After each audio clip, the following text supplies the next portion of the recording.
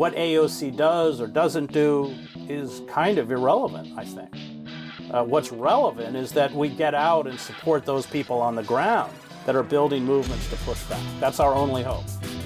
If you actually confront the centers of power the way Julian did or the way Snowden did and hurt them, then you get to see how power works and how vicious they are. That's what politicians do.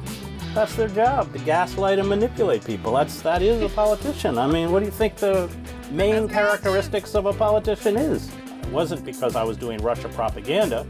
It's because with the 2017 Director of National Intelligence report, in those 7 pages, they gave a voice to Black Lives Matter activists, party candidates, anti-imperialists, that's why.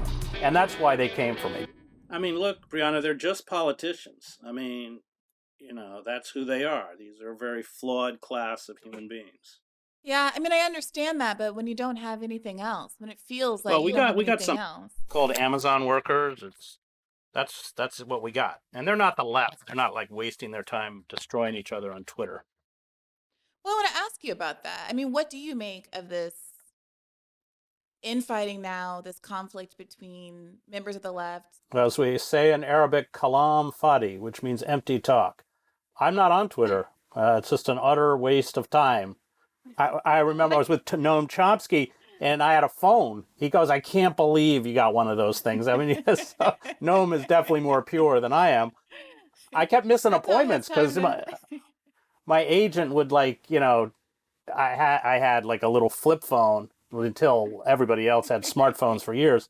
But I would go to lunch. My agent wasn't there because she'd go, oh, well, I texted you. And so I'd like to throw my phone, and like anybody, it kind of draws you in very pernicious ways. Look, the real left in this country is not tweeting, hate messages because people are anti-vaxxers or whatever the hell they... But the reality is that there is some cohort, maybe they completely don't matter, but there is some cohort of people who saw that. So here's what happened. I'm sorry to have to be the one to deliver this news, but I do think that's sometimes what happens online matters.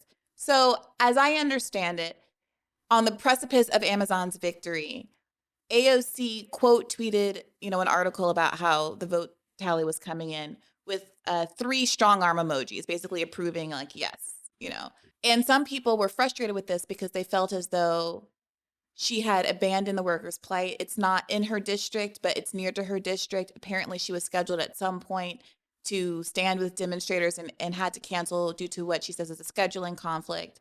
And some people felt like she was kind of stealing valor, as it were, by quote tweeting this article.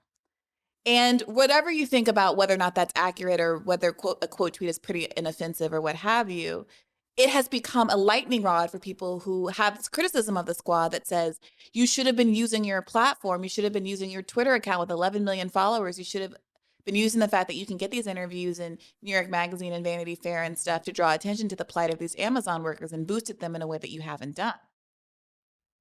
Right. Well, she's been told by Pelosi and the Democratic leadership exactly how far she can go if she wants to keep her seat, and she's decided to keep her seat. Bernie's the same. Bernie's no different. I mean, that's how politics works. I mean, I don't expect much from politicians. Ralph Nader says our last liberal president was Richard Nixon because we still had movements, and he was scared of them. There's a wonderful scene, I've often quoted it, from Kissinger's memoirs, where there's tens of thousands of anti-war protesters surrounding the White House. And Nixon has put empty city buses around it. And he's terrified. He's looking through the window saying, they're going to break down the barricades and get us. So it's movements. I mean, Howard Zinn, I think, put that argument to rest in A People's History of the United States. Every opening, the country was founded as a very retrograde, anti-democratic, slave-holding, aristocratic. I mean, George Washington was the wealthiest person in the United States. And every opening was paid for with blood. Workers, civil rights workers, abolitionists, all of them. And that is the true history. That's why his book is so important. So I just don't waste a lot of time on politicians. I guess part of my frustration, though, is that it does feel like it lets these folks off the hook. Whether or not you believe they're acting in good faith or whether they've been censored by Democratic establishment and their hands have been tied or whatever. We've never had politicians that have at least elected politicians at this level who have marketed themselves and framed themselves as conduits of the people's interest so directly, elected with grassroots money, genuinely so, genuinely free from that kind of base level of corruption that most of the corporate Democrats have. And when we say that they're powerless, I guess my knee-jerk response, my unwillingness to accept that isn't because I think that they are like superhuman and I think they can just like will good things to happen, but because it feels almost like letting them off the hook for not doing what they said they were going to do. If what made Nixon our last progressive president was school buses and protesters in the thousands around circling the White House, then look, why isn't AOC and the rest of them with their huge platforms calling for people to show up on April 4th for the student debt protest in front of the White House? Because she doesn't want to be targeted by the Democratic leadership the way Dennis Kucinich was targeted. Right, I mean, so isn't it more fair than to say that not that she's powerless, but that she refuses to use her power? Well, she's decided that her career is more important. She's not going to stand up and deep six her career. That's not uncommon among politicians. And it's not true that we didn't have progressive politicians. And we had La Follette, we had all sorts of figures in the 30s and 40s who came out of the labor movement, Eugene V. Debs, Henry Wallace. I knew George McGovern at the end of his life. McGovern was real. He was real. And of course, once he got the nomination, you had the Democratic hierarchy join forces with the Republican hierarchy to destroy him. When I was 14, I convinced my parents to let me work 10 hours a day in the local George McGovern headquarters. And I think when I had dinner with him, he was in his 80s. And I said, and you never sold me out, which is why I'm here. You did not sell me out. No, that gets into the whole issue of the military-industrial complex, because the last two presidential candidates that actually took on the military-industrial complex were Henry Wallace in 1948, who had been Roosevelt's vice president, and McGovern. And they were destroyed. And we are now watching this conflict in the Ukraine. So I was in Eastern Europe in 1989. I covered the revolutions there as a reporter for the Dallas Morning News. First of all, we all thought NATO was obsolete because NATO was formed to block Soviet expansion into Central and Eastern Europe, which shows you how naive we were. We thought there really would be a peace dividend, that they wouldn't throw staggering amounts of resources and money towards the military, which is totally out of control. Again, it shows you how naive we were. Every politician across the political spectrum, including Henry Kissinger, said, do not expand NATO beyond the borders of a unified Germany. It's an unnecessary provocation. George Kennan lived long enough to call it one of the greatest mistake of the Cold War. Has anyone asked him to follow up on those statements in this context? I don't know. There's a person I try very hard not to follow. But it was universally understood. I mean, Hans-Dietrich Genscher was the German foreign minister, Margaret Thatcher. They promised Gorbachev. And Clinton then promised the Russian leadership that he would not NATO would not station troops. Well, that went down the tubes. I mean, so heavy betrayal. And given Russia's history, I mean, the country was destroyed by the Nazi invasion. And then the century before, Napoleon did the same thing. And the idea that NATO is a defensive force, try that out in Iraq or Afghanistan or Libya or Syria. I mean, it's just only Americans could believe something that ridiculous. So it was a multi-billion-dollar arms bonanza, and they seized it. And with all of the geopolitical consequences understood, I wrote a column for ScheerPost a couple of weeks ago that quoted a WikiLeaks cable from 2008, written out of Moscow, that said, don't do this, and actually talked about Ukraine being the flashpoint. So it was totally understood. It was like Chronicle of a Death Foretold. But they did it for money. I mean, it's the same reason we stayed in Afghanistan. The problem is, Alexander Berkman called the military the enemy from within. The problem is we can't, and this is just symptomatic of late empire, we cannot control these forces. And they're stoking conflicts with China over Taiwan and baiting the Chinese in the South China Sea. And this is just crazy. It's just nuts. And of course, what are they doing in the Ukraine? They're funneling staggering sums of weapons. Germany has lifted its export on weapons. It's tripled its defense budget. It says it will now spend 2% of GDP on defense, which will make the German military the third largest in the world after China and the United States. I mean, it's all insanity. It's kind of like the stumbling into the suicidal folly of the First World War. This gets off AOC. I just don't waste a lot of time on AOC. She's a politician. I covered these people. I get the game. I know how it works. But here's the issue, Professor Hedges, and this is what we ended up going back and forth about when you were on the show the last time with Shama Sawant, is that, okay, fine, it's not AOC. And also it's not labor because it's not developed enough. It's been neutered. It's suffering from 30 years of neglect from the Democratic Party and active suppression. Okay. I think everyone on the left is very adept at saying what it's not. But in lieu of options of what it can be, you do find yourself grasping for straws and grasping for the idea that some of these electeds could rise to the occasion, or at least wanting to expose them. To me, it's a win-win. Either pressuring someone, the AOC and the squad. I don't always mean to target her. It's all of them. But you either pressure them and when they fail to meet, the moment, it exposes them for what they are, and people who still have confidence and faith in them and think that electoralism is going to get out of it are disabused of that, and we can all move on to something else. Or you pressure them and they actually rise to the occasion. But saying, oh, well, they can't do anything anyway, they don't have power anyway, to me, that leaves them to continue to gaslight and manipulate folks into thinking that there is a path through that. That's what politicians do.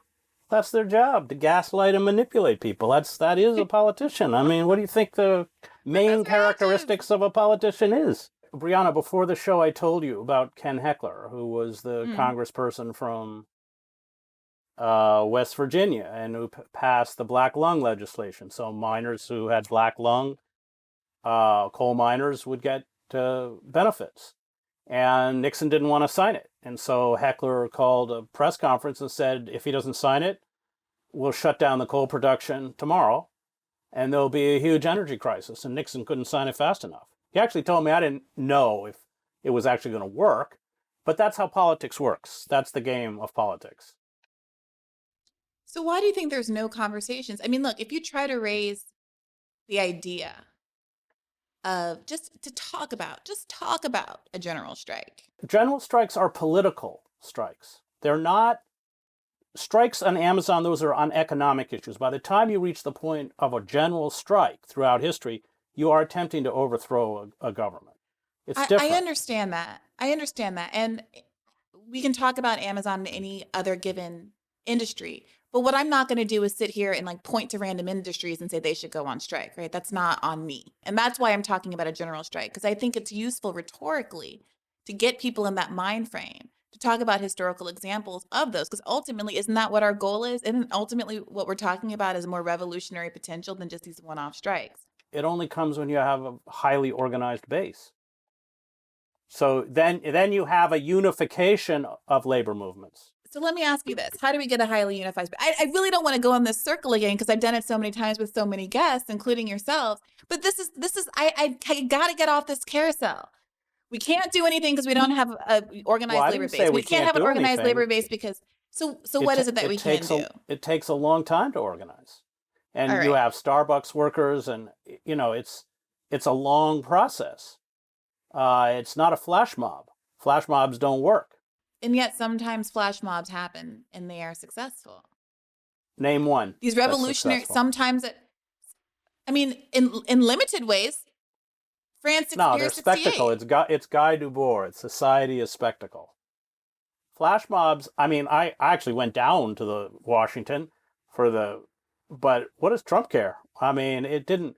Let me ask you this, Professor Hedges. What's the example of when the long, slow organizing build has worked? Because nothing's worked. Everything's terrible everywhere. Nothing's worked by that metric. That's not true. The Wobblies, the old CIO, the Communist Party, they were very effective. We kind of erased the Communist Party from American history. These were very effective labor movements. In fact, they were so powerful on the eve of World War I that Wilson, in the name of supporting the war, passes the Sedition Act and the Espionage Act, not to go after people providing government secrets to the Germans, but to go after the left. That's how Debs ends up in prison. That's how Emma Goldman gets deported. That's how the masses gets shut down.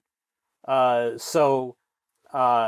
that was the culmination of really decades. You go back to the 1890s and the robber baron issue. It takes a long time to build that stuff up, but it works. With all due respect, even if that's true, I think that it is counterproductive to people's investment in any kind of political organization to say that like that. Because I'll tell you what, I care about a lot of things quite a bit. If you tell me it's going to take a long time and not within my lifetime and it's going to be 40 years down the line, I will happily pack it up and go back and work for corporate America, make as much money as I can and live my life and die. You know, I'll just live my life and die because that's the best I can get. I'm not going to waste my entire life and the little glimpse of animation that I've been granted, the spark of life on this earth, toiling so that maybe 100 years from now, somebody can have a $15 minimum wage. Like, that's not it. You know what I mean? It's not going to take 100 years.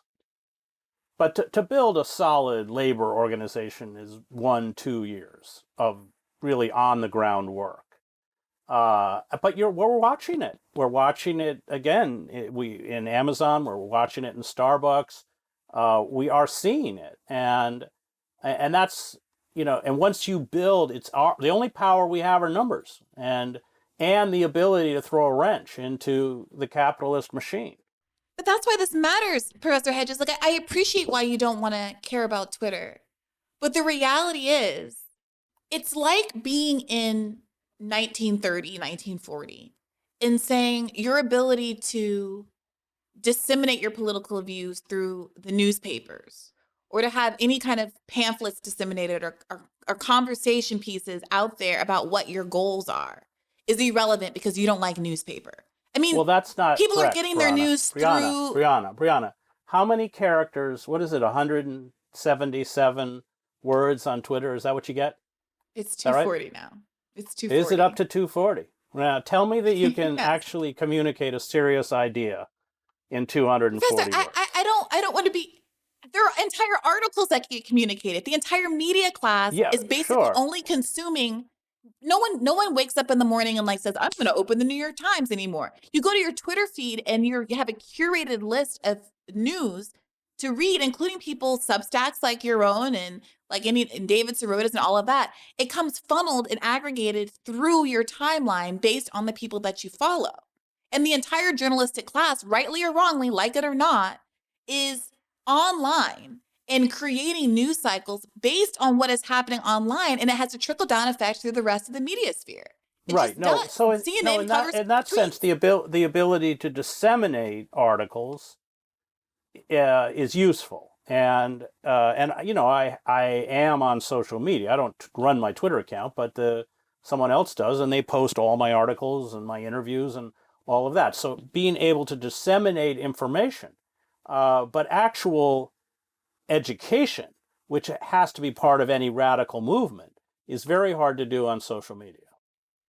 Right, but AOC has 11 million followers, and more than that, she has call and text lists with a commensurate number of people or more. And the question is, what people are arguing about on Twitter right now is whether or not she had an obligation to use that to funnel people to support the Amazon protest strike, to support protesters directly who live in her district and beyond, and to be calling for people to come to events like the Medicare for All protests, like these student debt protests and the like. And the reason why it matters is because if what you say is accurate, and she's basically been cowed by Nancy Pelosi and the like, and they're all useless, that's fine, well and good. But the problem is they're still out there publicly presenting us the face of the progressive movement. And they have audiences and support structures that are far beyond the progressives that got them elected. And yet they're still manifesting them. They're still kind of cosplaying, some people would say, as leftists. And I think that that ultimately has the possibility to really hurt a genuine left movement. If someone like, and again, I don't mean to, she's just a stand in for the rest, but if someone like an AOC is being held up as this is what a progressive is, when there's actually a genuine appetite for sincere progressivism as evidenced through all of these strikes and whatnot. So either you have to fell her and reveal her for who she is, if that's the case, or push her to live up to the potential of what she said she was going to do. Well, she isn't. I mean, I know a real progressive. His name's Ralph Nader. And look what happened to him. If you're a real progressive and you're not going to sell out, they're going to disappear you. This is a very dirty battle. I mean, especially because of the corruption. I just came back from London with Assange's wedding. Look what they're doing to Julian. If you actually confront the centers of power the way Julian did or the way Snowden did and hurt them, then you get to see how power works and how vicious they are. And I just don't invest energy into AOC. I don't care. When she was elected, I never expected much from her. Yes, you're right, but she's caught up in this kind of celebrity universe of, and she has, I'm sure, 11 million. I mean, she's part of the celebrity culture. But I don't take her seriously. I don't think anyone else should either. I'm not even saying she's a bad person. But that's not where what AOC does or doesn't do is kind of irrelevant, I think. What's relevant is that we get out and support those people on the ground that are building movements to push back. That's our only hope. I was just telling someone this the other day. I started writing in part. I was an anonymous attorney in 2016. And I started writing in part because in the context of Bernie's race, obviously, Ta-Nehisi Coates had written that article critical of Bernie and basically criticizing him over his reparations stance. And yet I had read in an interview, I'd seen in an interview that he was going to vote for Bernie. And so I tweeted at him from my then, 200 follower Twitter account. Can you please just write an article articulating why it is you're voting for Bernie? Because obviously, despite the criticisms, you think he's the best choice, but everyone's taking your reparations criticism as evidence that he's not the best candidate and he's not the best candidate for Black America and all that. And at the time, Ta-Nehisi Coates was considered to be, he was like the voice of Black America, whatever that means. And he, more importantly, had an enormous influence in kind of white liberal spheres, and what he said was good for Black America is what guilty white liberals were going to believe and then vote accordingly. And he tweeted back at me. I was very surprised. And he said, I can't write every article. You should do it. Now, I was very chagrined because obviously nobody gave a damn what I had to say about anything. I was an anonymous human being. And the whole point was that he had this influence, rightly or wrongly, and I wanted him to use it for good since he had already used it for evil, as far as I was concerned, in doing this Bernie hit piece. And then it was particularly hypocritical, in my view, that he would knowingly know that Bernie was the best candidate and vote for him, and yet allow his own words to be used against the candidate that he thought was best for Americans. Okay. I did start writing after that because I was pissed off. Not that I could possibly have any impact in the context of the 2016 cycle, but I started a podcast like a month before that election and started writing in 2017, and then we were off to the races. And so maybe I'm wrong, and I completely acknowledge that I'm wrong. I can be wrong about this or be holding out false hope. But when you do see someone who has influence and is unwilling to use it, and has represented themselves as wanting what you want, it strikes me as a missed opportunity not to press them on those things. And that's why I had Rokana on the podcast this last week. And I wanted to ask you about one clip in particular because you came up. And you came up, Professor Hedges, because we were talking about Russia and Ukraine. And I got to tell you, I was very surprised by how naive, perhaps, he seemed about the whole thing. Maybe it's an act. I talked with Max Blumenthal last night about it on a live stream. And some people thought that it was an act. But we were having this back and forth about America's role in the conflict. And, whether or not, if you want to look through it through a contributory negligence framework or whatever, obviously you have to acknowledge that Putin just didn't do this out of nowhere. And if you're interested in making peace, you have to be You have to engage with what precipitated the war. And he seemed to not know anything about Victoria Nuland or the U.S.'s role in the 2014 Maidan coup. And when and he had this exchange, I'm sure you saw, or maybe you didn't see because you're not online, with Max Blumenthal, where he approached him outside a restaurant, asked him some questions. He posted it to the internet saying that Ro Khanna's responses sounded like a neocon. And Ro Khanna responded on Twitter saying that he's like an RT contributor and that Max Blumenthal was basically wrong and incorrect. And the implication of being an RT contributor is obvious, And so I said, do you have a problem with RT? And what do you think about the RT ban? And he's like, well, I believe in free speech, but I don't understand why anyone would have to go on RT to have a platform when there's all these other places to go. And I said, really? Really, Congressman Khanna? People like Chris Hedges and Cornel West say all the time how infrequently they're allowed to go on mainstream networks. Cornel West says basically there's one guy at CNN who will have him on, one host, and that's it.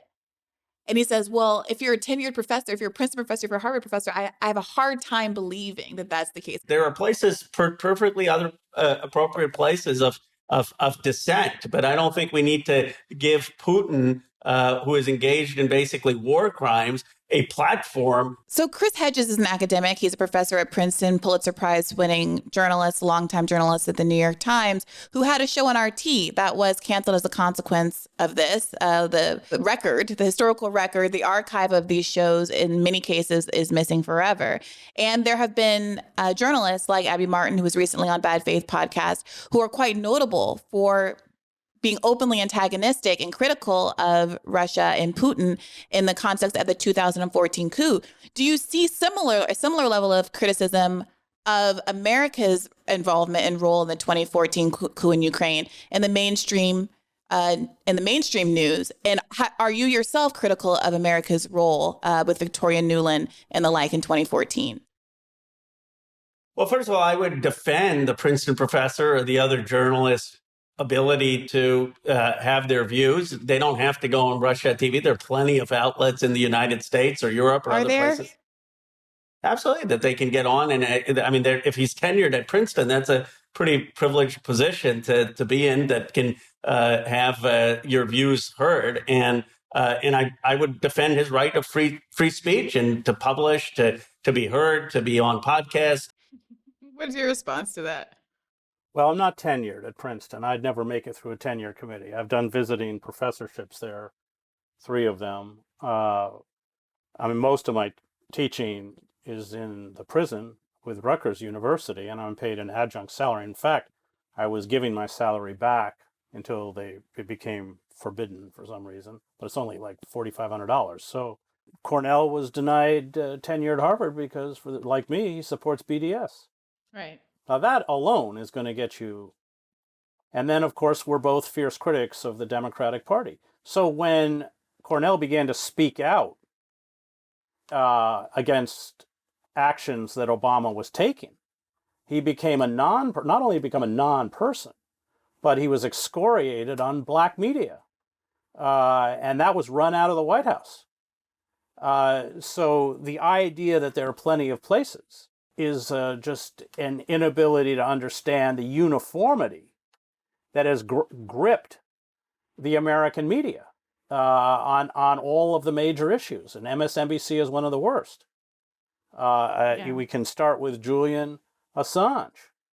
When I sued Obama over Section 1021 of the National Defense Authorization Act, which overturned the 1878 Posse Comitatus Act, in essence, allowing the U.S. military to be used as a domestic police force in American streets, it wasn't covered by Fox or MSNBC or anyone. Actually, in fact, the only 2 organizations that covered it were Court News, and they did a good job because they cover courts, and my old employer, the New York Times, which actually we won, surprisingly, in the Southern District Court in New York. And the New York Times wrote an editorial lauding the decision by Judge Catherine Forrest. It was overturned. Obama immediately appealed it. So if you are a critic of those systems of power without being partisan for one or the other in this climate, you don't have a platform. Look, I understand fully why RT put me on. I'm a fierce critic of corporate capitalism, of U.S. imperialism, U.S. militarism, the endemic racism and white supremacy that governs this country. It's the same reason I knew Václav Havel. I covered the Velvet Revolution in Czechoslovakia. I was in the Magic Lantern Theater every night with him. You wanted to hear Havel, you had to turn on Voice of America. Havel had no more love for Washington's policies than I have for Moscow. But it was that or not be heard. And now I'm in a situation where the only place I can go, like my friends Glenn Greenwald and Matt Taibbi, is Substack, because I got to pay the rent. I mean, I can't, there are plenty places to go if you're unpaid, like SheerPost. I mean, Bob Scheer's wonderful, and I will stay with him forever, but he's trying to run that thing with his Social Security check. So if I can get enough subscribers, then I'll be able to continue to write my column and will resurrect my television show, which was previously on Telesur, by the way. So it was actually came out of the left. But it's going to be, and now you're hearing all these calls to shut down Substack for the same reason. For folks who don't know what happened to your show, can you give us a gloss? Right. So look, I was probably finished at RT anyway, because I denounced very publicly the invasion of Ukraine for what it is a war crime. Preemptive war under post-Nuremberg laws is a criminal war of aggression. And I wrote it and said it. So I didn't expect, like Jesse Ventura, who to his credit did the same thing, didn't expect a long life anymore. RT, the place went dark in 6 days, but I can't imagine Moscow would have put up with that. I heard you say that to Lee Camp, and he pushed back a little, saying that he's never had any issue being critical of Russia on RT. And Abby Martin said, she obviously was very famously took a stand against the annexation of Crimea. Well, I have a hard time believing that RT would have swallowed, that in the end it wasn't funded completely by Moscow. I mean, they had advertising, Aeroflot, so I think they made $8 million from advertising before YouTube ripped it down. So there were other sources of income, but they received money from the Russian government without question. So they wouldn't have done. Look at what Putin's done in Russia. He wouldn't have swallowed this. I had no. I mean, they were very good. They let me do what I wanted, and the very few I'd not one show on Russia. And the few times Putin came up, he was described in very unflattering terms. Matt Taibbi wrote a good piece about it and linked to one of those shows with Alan Nairn, where he kind of excoriates Russia for the war crimes it committed in Syria, which was broadcast. But that's not why they shut it down. We know why they shut it down. It wasn't because I was doing Russia propaganda. It's because with the 2017 Director of National Intelligence report and those 7 pages that were dedicated to RT, they were very specific about why they hated RT. And it's because, and these are their words, you can read it online, they gave a voice to Black Lives Matter activists, Occupy activists, anti-fracking activists, third-party candidates, anti-imperialists, that's why. And that's why they came for me. Hey YouTube, thanks for watching. Just a reminder that this is a podcast. You can catch an extra premium episode every Monday for $5 a month at patreon.com/badfaithpodcast. That's patreon.com/badfaithpodcast for $5 a month, an extra episode every week. Additionally, please do consider liking this video, subscribing to this channel. It helps us out. It helps independent media beat the algorithm. We appreciate you. And as always, keep the faith.